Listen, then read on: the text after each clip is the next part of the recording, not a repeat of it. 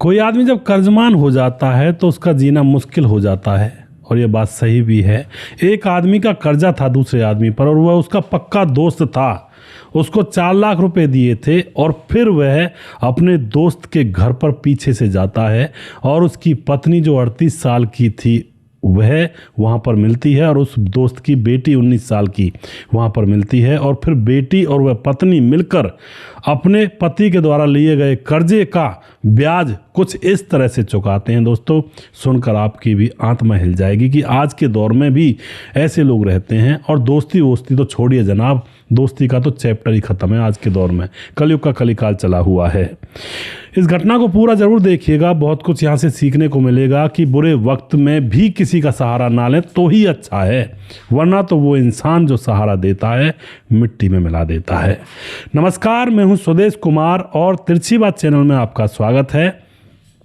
यह घटना हरियाणा के जींद के अंदर घटित होती है, जहां पर एक जोगेंद्र नाम का एक शख्स जिसके पास 1.5 किले हैं। 1.5 किले मतलब 1.5 एकड़ ज़मीन है, और कोई दिक्कत नहीं है, सब्जी उगाता है उसके अंदर, और प्लस में मजदूरी भी किया करता है। इधर उधर जो भी मजदूरी लग जाया करती है। उसकी पत्नी का नाम कोमल है। कोमल जो कि सिलाई करती है घर पर और अपना गुजर बसर करने की पूरी पुरजोर कोशिश कर रही है।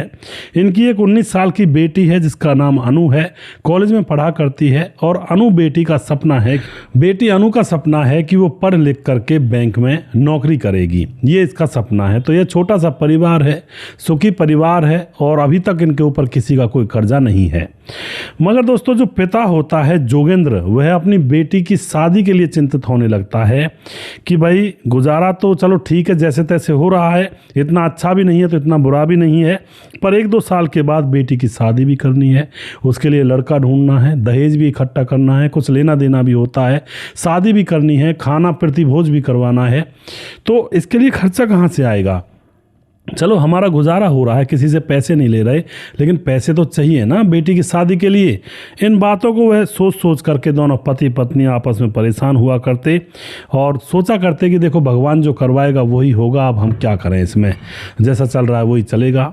उसके बाद एक दिन की बात होती है, जो यह पिता होता है जोगेंद्र अपने एक दोस्त जिसका नाम होता है आज़ाद, उसके साथ खेतों पर जाकर के शराब पी रहा था। बड़े मज़े से हंस रहे थे एक दूसरे की तरफ, लेकिन एकदम से जो यह पिता होता है जोगेंद्र, ये अपने दोस्त आज़ाद से कहता है कि यार आज़ाद, मेरी बेटी की शादी मुझे करनी है 1-2 साल में, और कुछ ऐसा जुगाड़ बताना जिससे मेरे पास पैसे की इनकम हो जाए, और उसके बाद अपनी बेटी की शादी के लिए मुझे कर्जा ना लेना पड़े। अब जो आज़ाद होता है बैठा हुआ शराब के नशे में था, एकदम से इससे बोलने लगता है कि अरे बहुत सिंपल है, गांव के अंदर बहुत सारे तालाब पड़े हुए हैं खाली, उन तालाबों को ठेके पर ले और उनके अंदर मछली का बीज डाल दे और मछली पालन का काम कर ले, बहुत ही अच्छी कमाई है। यह बात सुन करके जो जोगेंद्र होता है वह आज़ाद से कहता है कि यार तू भी बड़ी कमाल की बात करता है, मछली पालन के लिए तकरीबन 3-4 लाख रुपए चाहिए, और अगर मैंने एक तालाब भी किया तो ही 3-4 लाख रुपए चाहिएंगे मुझे, और बाकी के तालाब का तो मेरे बस का ही नहीं है, पैसे कहाँ से लाऊंगा? आज़ाद बोलता है कि पैसों की चिंता मत कर, पैसे तो मैं दे दूंगा, मगर उसके बदले में तुम्हें अपनी 1.5 एकड़ ज़मीन मेरे पास गिरवी रखनी पड़ेगी। पैसे दे दूंगा, कोई दिक्कत नहीं है, और मेरा टाइम पर ब्याज चुकता कर देना और मेरे पैसे दे देना। अब जो यह जोगेंद्र होता है वह अपने घर जाता है और फिर पत्नी से सलाह मशवरा करता है कि ये कहानी है, मगर मछली पालन में पैसे बहुत इनकम हो जाते हैं, एक बार खतरा तो हमें उठाना पड़ेगा, अपनी ज़मीन को गिरवी रखना पड़ेगा, तो बताओ क्या ले लें खतरा मोल? पत्नी कहती है ले लो जी, शादी तो करनी है बेटी की, दहेज भी देना है। और उसके बाद दूसरे दिन फिर से शराब पीने के लिए बैठते हैं जोगेंद्र और उसका दोस्त आज़ाद, और जोगेंद्र अब कह देता है आज़ाद से कि ठीक है, मैं पैसे लेने के लिए तैयार हूँ, और मेरे खेत को तुम गिरवी रख लो, कोई दिक्कत नहीं है, मैं टाइम पर ब्याज और मूल दोनों चीज़ें दे दूंगा। अब तो जो आज़ाद होता है इसकी ज़मीन गिरवी रखवा लेता है, खास दोस्त है दोस्तों जिसके साथ रात दिन बैठा उठा करता, बचपन से बड़ा हुआ, इसकी ज़मीन गिरवी रखवा लेता है, और उसके बाद इसको 4 लाख रुपए दे देता है मछली पालन के लिए। और फिर दोस्तों यहाँ पर क्या होता है, जो जोगेंद्र होता है वह अपनी ज़मीन गिरवी करने के बाद मछली पालन का इंतज़ाम बिठा देता है, और अब मछली पालन का काम यहाँ पर चालू हो जाता है। तकरीबन 6 महीने मछली पालन को होते हुए गुजर गए थे। 6 महीने में इतना मुनाफा होता है जोगिंदर को कि वह 2 लाख रुपए खर्चे से अलग बचा करके वह अपने पास रख लेता है और अपनी पत्नी से कहता है कि इन 2 लाख रुपयों को मैं अपने दोस्त आज़ाद के क्लियर कर देता हूँ बाकी उसका जो थोड़ा बहुत ब्याज होगा और बाकी के 2 लाख रुपए जो बचेंगे उनको अगले 6 महीने में क्लियर कर दूंगा, तो हम कर्जे से भी फारिग हो जाएंगे और पैसों की काफ़ी बचत हो रही है और बेटी की शादी बड़े धूमधाम से करेंगे। दोनों पति पत्नी बहुत ज़्यादा खुश और उम्मीदें लगाए हुए थे कि भाई अब तो शायद ज़िंदगी अच्छे से कटेगी। उसके बाद सुबह सुबह ही जोगेंद्र 2 लाख रुपये ले करके पहुँच जाता है अपने दोस्त आज़ाद के घर, जाकर 2 लाख रुपये दे देता है और कहता है बाकी के पैसे और कुछ जो ब्याज बनता है वो मैं अगले 6 महीने में चुकता कर दूंगा। जो आज़ाद होता है कहता है ठीक है कोई दिक्कत नहीं है। और उसके बाद दोस्तों यहाँ पर क्या होता है, अब जैसे ही इसके कर्जा वगैरह चुकता कर दिया था तो 20 जून 2025 को जो जोगेंद्र होता है वह कहीं बाहर गया था और उससे पहले जोगेंद्र के साथ उसका दोस्त आज़ाद जब घर में आया करता तो जोगेंद्र की पत्नी के ऊपर गंदी नज़र रखा करता था। वह बहुत ही उसको सुंदर लगा करती थी और उसके मन में सपना ये था कि किसी न किसी तरह से अपने दोस्त जोगेंद्र की पत्नी बस उसके साथ किसी तरह से संबंध बना ले। यह आज़ाद के मन में ख्याल थे, लेकिन अब तो दोस्त जिसने कर्जा लिया था इसीलिए उसने कर्जा दिया था कि किसी तरह फंसाऊंगा और फिर इसकी पत्नी के साथ संबंध बनाऊंगा। लेकिन जो जोगेंद्र होता है आधा कर्जा तो वह 6 महीने में दे चुका था। अब तो आज़ाद के जो प्लान है वो फीके पड़ते नजर आ रहे थे। अब एक दिन की बात होती है, वह दोपहर को 20 जून 2025 को जोगेंद्र घर से बाहर गया हुआ था, बेटी पढ़ने के लिए कॉलेज गई हुई थी। घर पर सिर्फ जोगेंद्र की पत्नी कोमल थी और पीछे से आज़ाद वहाँ पर पहुँच जाता है और जा करके उसकी तारीफ़ें करता है, भाभी जी आप बहुत खूबसूरत हो, आप बहुत ही सुंदर हो। और वहाँ पर पहुँच अकेली देख कर उसकी नीयत खराब हो जाती है। बोला जोगेंद्र का अच्छा कारोबार मैंने ही चलवाया है और कोमल भाभी तुम भी मुझसे मुलाकात कर लो, तुम भी लाखों में खेलोगी, तो मैं किसी चीज़ की कमी नहीं होने दूंगा, बस मेरे साथ वो काम करने के लिए तैयार हो जाओ। यह बात सुनते ही जो भाभी होती है कोमल भड़क उठती है और उसको धक्का देकर घर से बाहर निकाल देती है। लेकिन यह बात आज़ाद को बहुत बुरी लगती है कि मुझे धक्का मारा गया और मेरी इतनी बेइज्जती, मैंने तो इस परिवार को सहारा दिया था, कर्जा दिया था जिससे कि अपनी लड़की की शादी करवाएं। यहाँ से इसको और ज़्यादा गुस्सा आ जाता है और फिर दोस्तों अब जो आज़ाद होता है वह धमकी देकर जाता है कि मैं देख लूँगा तुम्हें और देख लेना तुम्हें कुछ ना कुछ मैं देख लूँगा। और फिर शाम को जोगेंद्र को भी जैसे जोगेंद्र होता है उसको वह शराब वगैरह पिलाता है और शराब पिलाने के बाद अब कोमल के पास मतलब जाने की जो बात थी उसको नहीं बताता है और अभी भी जोगेंद्र के साथ कोई नहीं दोस्ती यारी से था। और जो कोमल थी वह भी अपने पति को नहीं बताती है क्योंकि कर्जा वगैरह ले रखा था और दोस्ती का मामला था। वह सोचती है कि शायद अब ना ही बताया जाए तो ही कोई दिक्कत नहीं है। शाम के समय जोगेंद्र और आज़ाद ने शराब पी थी, खूब हंसे बोले थे और फिर दोस्तों रात के समय में आज़ाद ने जोगेंद्र के तालाब में करंट छोड़ दिया होता है और उस करंट की वजह से सारी मछलियाँ मर करके ऊपर तैरने लगती हैं, यानी कि जोगेंद्र की सारी खेती नष्ट हो जाती है, सारी मछलियाँ मर जाती हैं। जोगेंद्र सुबह सुबह जाता है तो सोचता है किसी बीमारी से मेरी सारी मछलियाँ मर गई, रोने लगता है, पैसे डूब गए, अब क्या करूँगा, कैसे करूँगा। एक तालाब मैंने ठेके पर लिया था, उसकी सारी मछलियाँ मर गई, अब तो मेरे पास कोई सहारा भी नहीं। अब रोने धोने लगता है और उसके बाद दोस्तों आज़ाद के पास जाता है, कहता है सारी मछलियाँ मर गई, कोई बीमारी लग गई उनको। आज़ाद बोलता है तुम्हें सिर्फ अपनी मतलब जो ये नुकसान हुआ है तुम्हें इसकी भरपाई करने के लिए तुम्हें एक काम करना पड़ेगा मेरा। जोगेंद्र कहता है बताओ क्या करना पड़ेगा। पहले तो आज़ाद उसके साथ सहानुभूति जताता है, फिर कहता है देखो मैं पैसे दोबारा दे दूंगा, इसमें कौन सी बड़ी बात है, मछलियाँ मर गई, मछलियों की तालाब को साफ करवा दो, मछलियों को निकलवा दो और मैं तुम्हें और पैसे दे दूंगा, उसके बाद दोबारा से पशुपालन कर लेना, मछली पालन कर लेना और ज़रूरी थोड़े हर बार मतलब कोई बीमारी लगेगी। अब यहाँ पर क्या होता है दोस्तों, जो जोगेंद्र होता है कहता है फिर तुम पैसे दे दोगे। अब जो आज़ाद होता है कहता है मैं दे तो दूंगा लेकिन एक शर्त है अब की बार।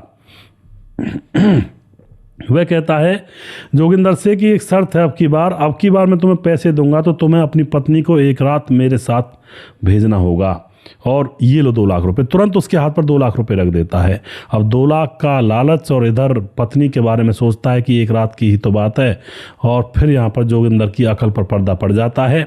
शराब पीता है आज़ाद के साथ 2 लाख रुपए अपनी अंटी में रखता है और उसके बाद दोनों पहुंच जाते हैं घर पर जो बेटी थी वो अपने कमरे में सोई हुई थी और जोगेंद्र शराब पीकर आज़ाद को घर ले जाता है और जा कर के आज़ाद तो अलग बैठा हुआ था और अपनी पत्नी के हाथ में 2 लाख रुपए थमा देता है कि देख सुबह जो मछलियाँ मरी थी ना हमारी, मेरे दोस्त जोगेंद्र ने मुझे फिर से 2 लाख रुपये दे दिए, मेरे दोस्त आज़ाद ने मुझे फिर से 2 लाख रुपये दे दिए, लेकिन उसकी शर्त है, एक बार तुमसे वो मिलना चाहता है और किसी को कुछ नहीं पता चलेगा, तू देख ले बस। अब यहाँ पर पत्नी को वह मजबूर करता है और आज़ाद के कमरे में भेज देता है। आज वहाँ पर वो सब हो रहा था जो आज़ाद चाहता था, संबंध बनते हैं और उसके बाद आज़ाद बड़ा खुश होकर वहाँ से निकलता है। अब तो ये सिलसिला बार बार रोज़ रोज़ का होने लगा था। तकरीबन 30 दिन गुजर जाते हैं और जो ये पत्नी थी, यह कोमल, ये अपने पति के लिए मतलब चुपचाप थी, किसी से कुछ नहीं कह रही थी। 30 दिन गुजरने के बाद दोस्तों अब यहाँ पर दूसरी हवाएं चलने लगती हैं। घर में जवान बेटी थी 19 साल की। अब ये दोनों शराब पी कर आया करते, जोगिंदर और उसका दोस्त आज़ाद, और आ करके वह जोगिंदर की पत्नी कोमल के साथ आज़ाद रंगरलियाँ मनाया करता और पति बाहर बैठा हुआ देखा करता। अब जब 30 दिन गुजर जाते हैं तो आज़ाद की नज़र जोगिंदर की बेटी जो 19 साल की थी, जिसका नाम था अनु, उसके ऊपर जाने लगती है। और अब एक दिन की बात क्या होती है, एक बार ये दोनों शराब पी कर आए थे और आज़ाद जैसे घर आता है तो आज़ाद अब बोलता है कि तुम्हारी बेटी जवान हो गई है और उसके साथ भी अगर मेरा काम बनवा दो तो तुम्हें माला माल कर दूंगा। अब जो जोगिंदर था वह तो शराब के नशे में धुत था और वह भी कह देता हाँ हाँ हो जाएगा। इस तरह से वह इस शराब के नशे में था, उसको कुछ पता ही नहीं था, बस वो आज़ाद की बातों को आगे बढ़ा दिया करता। हाँ आज़ाद कह रहा है सही है। लेकिन दोस्तों जो पत्नी थी, आज उसका दिमाग खराब हो जाता है कोमल का। वह वहाँ से उठ करके अपनी बेटी के कमरे में जाती है और वहाँ पर उससे कुछ ऐसी बातचीत करती है और उसके बाद दोनों माँ बेटी हाथों में कुल्हाड़ी लेकर कमरे से निकलती हैं और आ करके उस आज़ाद को पहले से उसके ऊपर प्रहार करती हैं, उसकी हत्या कर देती हैं। और उसके बाद यह जो कोमल होती है अपने पति जोगिंदर की भी हत्या कर देती है, क्योंकि जोगिंदर को भी शराब की इतनी गंदी लत लग चुकी थी जो अपनी बीवी को परोस रहा था आज़ाद के सामने, उसकी भी हत्या कर दी जाती है। और उसके बाद ये दोनों उनके टुकड़े टुकड़े करके उनको ऐसे लटका देते हैं जैसे एक मीट शॉप होती है जहाँ पर मांस लटका हुआ होता है। और उसके बाद पुलिस को बुलाते हैं, गांव वालों को बता देते हैं कि हमने ये काम कर दिया है।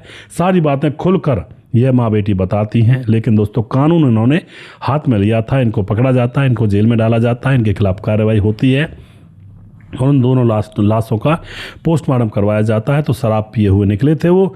और उसके बाद दोस्तों यहाँ पर इस तरह से यह घटना घटित होती है। अब कर्जे के ऊपर ही तो हुआ ही, कर्जे के ऊपर ही जो जोगिंदर कभी शराब को हाथ नहीं लगाता था, उसका दोस्त आज़ाद उसको शराब पिलाने लगा। उसको लगा कि भाई आज़ाद मेरा सबसे अच्छा मित्र है, इसने पहले भी पैसे दिए थे, अब भी पैसे दे रहा है, तो कुछ ना कुछ इसका भी फायदा होना चाहिए। ऐसी बातें उनके बीच में चल रही थी, लेकिन यह बहुत गलत था। और जो पत्नी थी वह शर्मिंदा होकर, यानी कि जैसे तैसे सोच रही थी कि बेटी की शादी हो जाए, किसी न किसी तरह से कुछ पैसे की आमदनी घर में बन जाए, वो सारी चीज़ें सहन कर रही थी। लेकिन जिस बेटी की वो शादी करने के लिए सारे दुख उठा रही थी, जब उसी बेटी के ऊपर आँच आना शुरू हो गई तो उस माँ से रहा नहीं गया और फिर कुल्हाड़ी से एक काली और जगदम्बे का रूप धारण करके इन दोनों को निपटा डाला। तो दोस्तों ऐसा ही होता है जब ऐसी घटनाएं होती हैं। आप क्या कहना चाहते हो? मैं यहाँ पर थोड़ी सी बात ये कहना चाहता हूँ, भैया कर्जा सबसे बुरी चीज़ है। हालांकि कर्जे बगैर लिए बगैर काम नहीं चलता है, लेना पड़ता है। लेकिन कर्जा अगर लो, सबसे पहले तो ये एक नियम रखो कि भाई हमें कर्जा लेना ही नहीं है। अगर हमारा कोई छोटा मोटा काम बिगड़ रहा है तो उसको बिगड़ ही जाने दो, वही बढ़िया है कर्जे से। तो जो कर्जे वाले घर पर तगादे करने के लिए घूमते हैं ना, उससे तो अच्छा वो काम ही बिगड़ जाए, भाड़ में जाए और काम ही बिगड़ जाए। और दूसरी बात, अगर लेना भी पड़ रहा है, कोई घनी ज़्यादा मजबूरी पड़ रही है, तो उस कर्जे को चुकाने की गली पहले निकाल कर रखें, कर्जे को चुकाने का रास्ता पहले बना कर रखें।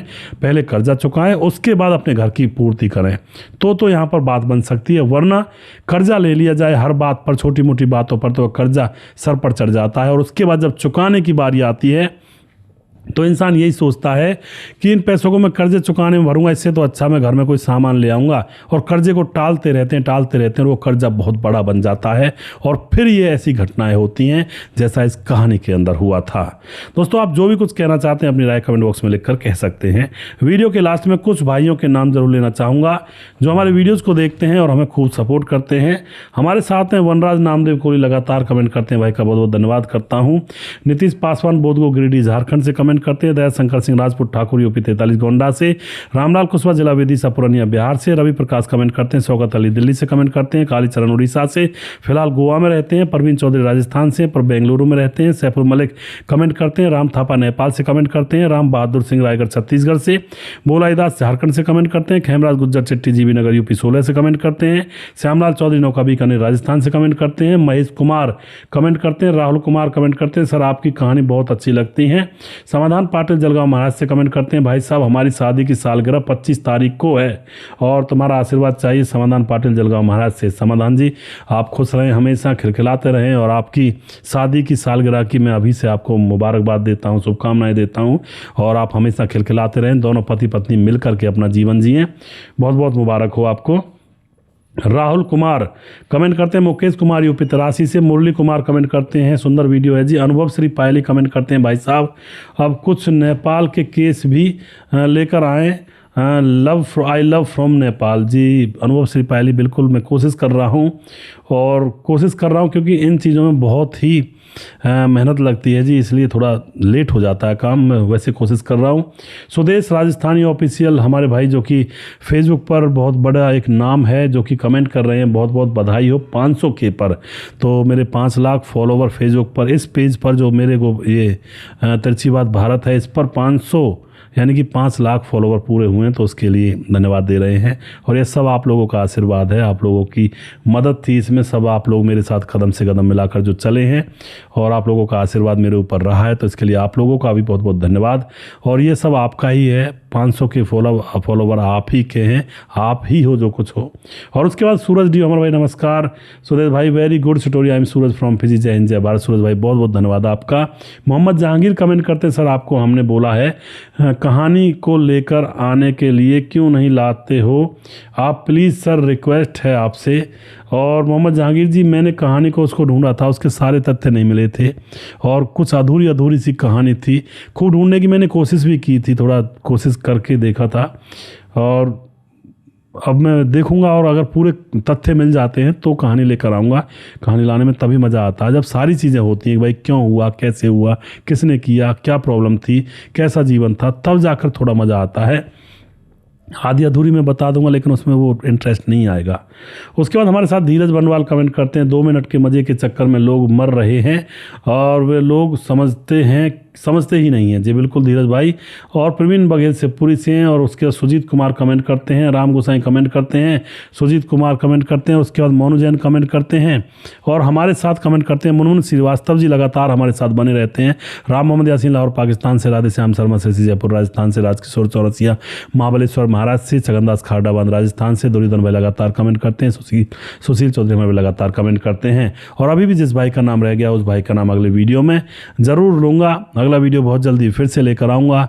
तब तक आप खुश रहें, सावधान रहें। जय हिंद जय भारत।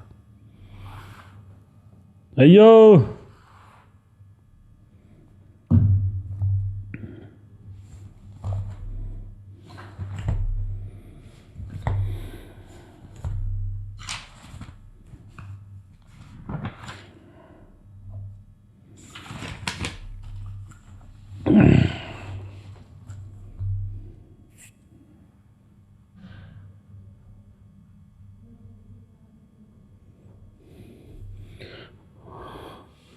बंद कर दे।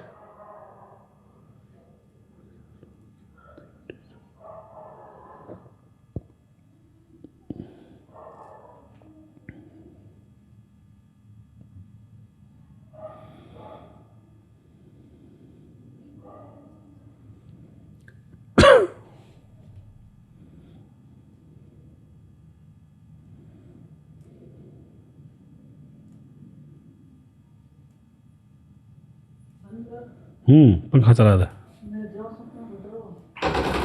अरे कब जहर ले ले, ऐसी जीतू को हो है।